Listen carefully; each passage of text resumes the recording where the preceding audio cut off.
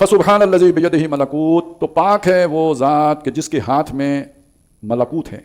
क्या होता है जी मलकूत? हुकूमत, इक़्तिदार, कुल्ल शई, हर शय की।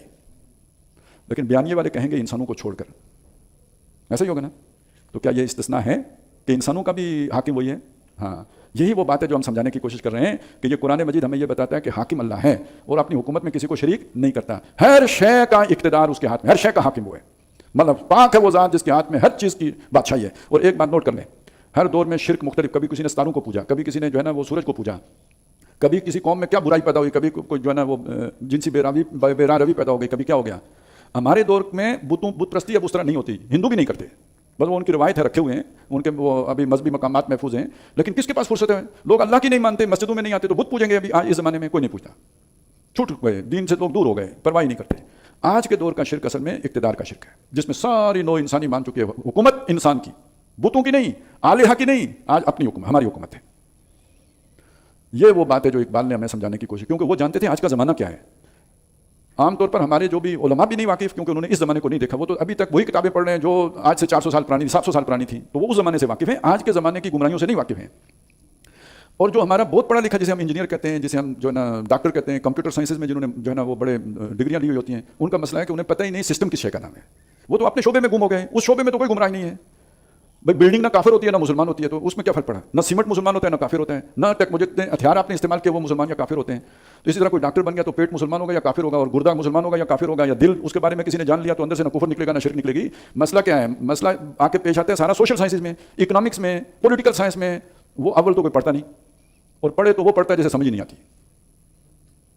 नतीजा ये है कि आज का शिर्क नहीं पहचाना जाता। वो है क्या? वो ये है, इंसान मालिक है, हर शय उसकी है, जो उसके कब्जे में मालिक है, और उस पर उसकी मर्जी है। मेरा जिस्म मेरी मर्जी, मेरा माल मेरी मर्जी, मेरा मुल्क मेरी मर्जी, और इक़्तिदार इंसान का, अवाम की हुकूमत, अवाम के जरिए, अवाम के लिए। तो इन ताज़ा खुदाओं में बड़ा सबसे वतन है। इस दौर में मैं और है, जाम और है, जम और, साकी ने बिना की रविश लुत्फ़ो सितम और, तहजीब के आज़र ने त्रिशवाए सनम और, मुस्लिम ने भी तामीर किया अपना हरम और। इन ताज़ा खुदाओं में बड़ा सबसे वतन है, जो पैरहन इसका है वो मजहब का कफन है। ये नहीं समझ आएगी। इसी तरह ये सरवरी ज़ेबा फ़कत उस ज़ाते बेहमता को है, हुक्मरां है एक वही, बाकी बुताने आज़री। और ये जो दौर है क्या है कि मिनहाज नबूवत पे जो कायम व खिलाफत, इस दौरे सियासत की यही एक दवा है। तो अगर अवामी हुक्मरानी का तस्वुर, ये गोया अवामी नमरूदियत का तस्वुर है। अवामी हुक्मरानी का तस्वुर, ये गोया अवामी फिरौनियत का तस्वुर है।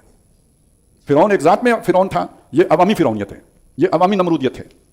और खिलाफत का तस्वुर क्या है? जो पहले नबी होता था अपनी ज़ात में अल्लाह का खलीफा, अब अवामी खिलाफत है।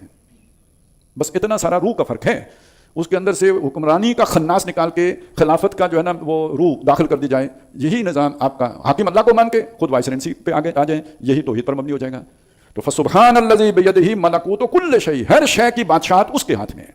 जब आप ये तस्लीम कर लेते हैं उसकी उस हाकिमियत को, तो दर हकीकत वो हाकिमियत वाली तौहीद आपने मान ली, तस्लीम कर ली। नहीं तो यहाँ शिर्क है। बाकी जगहों पे हो सकता है आप सजदा उसी को करते हो, नमाज उसी की पढ़ते हो, हमद उसी की करते हो, आप न शिर्क करते हो।